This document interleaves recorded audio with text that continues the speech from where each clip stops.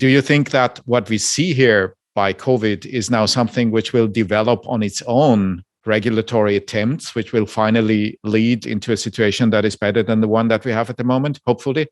Or do you think that this is something which needs attention of any of the global bodies that one might think of that could take care of this?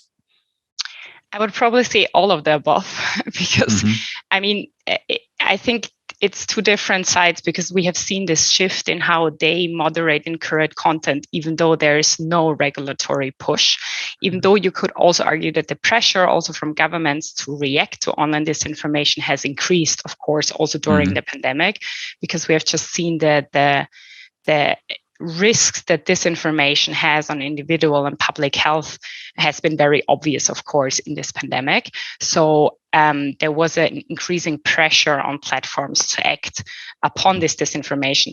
But I would say that their reactions and their kind of like shift in how they act and react and what they promote and how proactive they are has gone beyond this pressure. So there was also something, be it like out of business interest or maybe altruistic or whatever, but the platforms have really changed their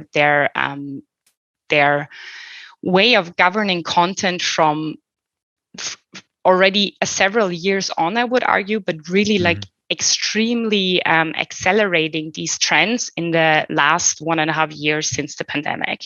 And here I think that it is clear, like also if you look at the discussion and how the platforms presented themselves only a couple of years ago, they were very reluctant in saying that they even have a role to play, right, in the dissemination of information.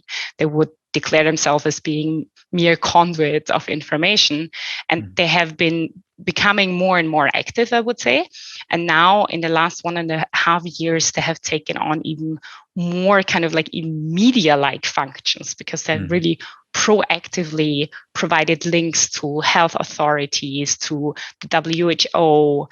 They have really sorted information in a way more kind of extreme way than they did before. And they also have publicly stated that they do have a role to play. So this is a very interesting, I think, development. And this is kind of paired with the increasing pressure by states, but also by the public, I would say, that there is really a need for them to kind of stand up against disinformation.